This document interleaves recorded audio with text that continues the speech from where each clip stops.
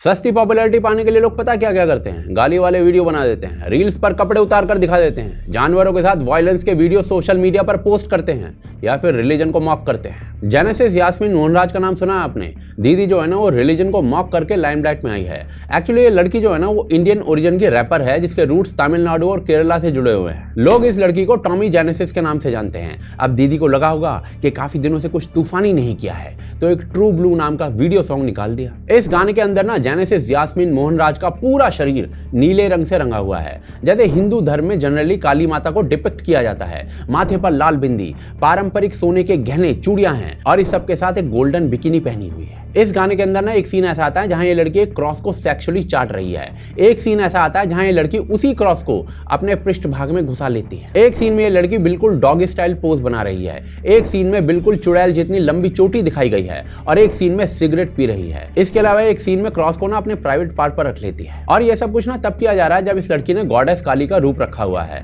ये सब कुछ करते हुए एक स्टोरी बताने का प्रयास किया जा रहा है। पोस्टर के ऊपर इस लड़की को लिखा गया है फ्रीक ऑफ इंडिया। बाकी गाने में स्टोरी के थ्रू इनडायरेक्टली डिपिक्ट किया गया है कि कैसे भारत में इस लड़की के परिवार को काफी टाइम पहले क्रिश्चियन मिशनरीज ने कन्वर्ट कर दिया था। इसके अलावा दिखाया गया कि कैसे टॉमी जेनेसिस जो है वो बाइसेक्सुअल है और इसी वजह से चर्च में उसको कभी भी एक्सेप्ट नहीं किया गया है। बेसिकली पहले ना हिंदू धर्म की मॉकिंग है और उसके बाद क्रिश्चियनिटी को भी नहीं छोड़ा गया है। और भाई इतना होने पर कभी आउटरीच ना हो, ऐसा हुआ है क्या? भारत में सोशल मीडिया पर इस लड़की को लोगों ने बहुत ट्रोल किया हुआ है। कुछ लोग कह रहे हैं ये भाई क्रिएटिविटी नहीं है, ये प्योर डिसरिस्पेक्ट है। रफ्तार जैसे रैपर्स कह रहे हैं कि इस बंदी ने मेरे रिलीजन का अपमान किया है and he literally asked his fans to report the song. पर भाई साहब ये जो भसड़ है ना कोई पहली बार नहीं हो रही है। 2 जुलाई 2022 को लीना नाम की एक good for nothing film maker एक ट्वीट के माध्यम से ये पोस्टर रिलीज करती है जिसमें देवी काली के स्वरूप को सिगरेट पीते हुए दिखाया जाता है। और कुछ ही समय में ये वीडियो वायरल हो रहा होता है जो मैं अब आपको दिखा रहा हूँ।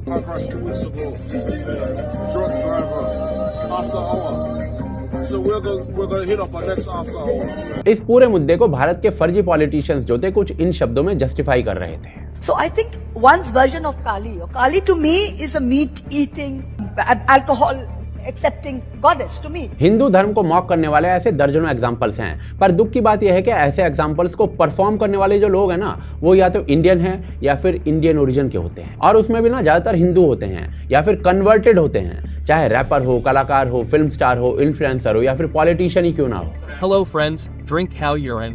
Ram, can you get your creepy brother out of here, please? Ram, can you get your creepy brother out of here, please?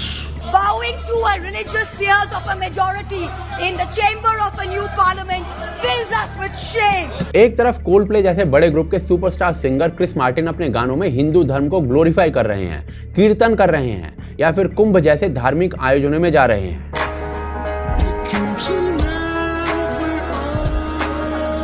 Ed Sheeran जैसे बड़े सिंगर्स के सफायर जैसे वीडियो सॉन्ग्स भारत से उनके प्यार को दिखा रहे हैं।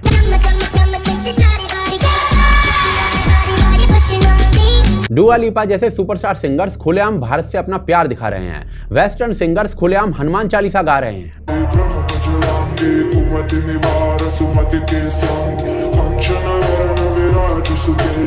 जर्मनी के सिंगर्स शिव पंचाक्षर स्त्रोतम गा रहे हैं और गुयाना के सिंगर्स जय सियाराम गा रहे हैं। जगज्जालपालं कजत्कण्ठमालं शरच्चन्द्रभालं महादैत्यकालं जय रघुनंदन जय सिया राम, जय रघुनंदन जय सिया राम। KRS-One जैसे रैपर्स तो खुद को कृष्ण का अनुयायी बताने लगे हैं।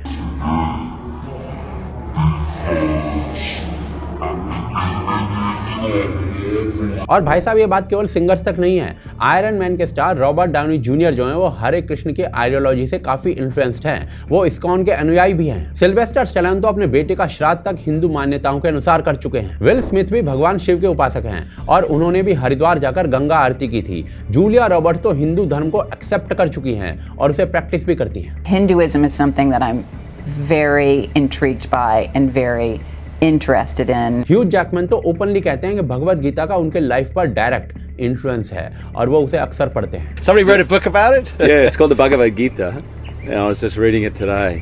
And I remember reading this thing and it tells you what to do at that moment of death. ये विदेशी सिंगर्स और एक्टर्स हिंदुत्व को ग्लोरीफाई कर रहे हैं, पर इंडिया या इंडियन ओरिजिन के सिंगर्स कभी दुर्गा का अपमान कर रहे हैं और कभी काली का। पर इसका कारण क्या है? मेरे हिसाब से ना इसके दो रीजंस हैं। पहला है वो कल्चर और दूसरा है पॉलिटिकल आइडियोलॉजी। भारत के अंदर जिस लड़की ने काली माता को सिगरेट पीते हुए दिखाया था ना, वो आर्डेंट मोदी हेटर है। उसे कसाब में और मोदी में कोई अंतर नहीं दिखता है और मोदी से इस हेट के कारण वो राम कृष्ण काली सबसे हेट कर रही है। दूसरा रीजन है वो खोना। जेनेसिस यास्मीन मोहनराज जो है वो बाइसेक्सुअल है, जिसे चर्च एक्सेप्ट नहीं करती है, तो क्रिश्चियनिटी के साथ वो हिंदुत्व पर भी अटैक कर देती है। लास्ट क्वेश्चन, कुछ लोग ना इन लोगों को मारने पीटने मार देने तक की बातें कर रहे हैं। क्या ये बात सही है? देखिए, हॉलीवुड की फिल्मों में ना रिलीजन को मॉक बहुत बार किया जाता है, पर मेरे हिसाब से मॉकिंग से ना समाज को कुछ नहीं मिलता। हाँ, ये जो सिंगर्स रैपर्स एक्टर्स मॉक कर रहे हैं ना, इनको आईबॉल्स जरूर मिलते हैं और कानून उन्हें इस मॉकिंग की परमिशन भी दे देता है। आई थिंक मॉकिंग की जगह ना रिलीजन का क्रिटिसिज्म किया जाना चाहिए ऑन लॉजिक। इससे सोसाइटी में बदलाव आता है। क्रिटिसिज्म के अलावा पॉजिटिव एस्पेक्ट्स दिखाकर भी फेमस हो सकते हैं। हनुमान काइंड जैसे सिंगर्स जो हैं वो अपने टैलेंट का यूज भारत के मार्शल आर्ट को दुनिया भर में दिखाने में कर चुके हैं। सो बेटर होगा कि ये लोग अपने प्लेटफॉर्म का यूज जो है वो काली को सिगरेट पीते दिखाने की जगह भारत की सॉफ्ट पावर को बढ़ाने के लिए करें, जैसे हनुमान काइंड कर रहा है, क्योंकि आईबॉल्स और अटेंशन भारत के ग्लोरिफिकेशन से भी मिल सकते हैं।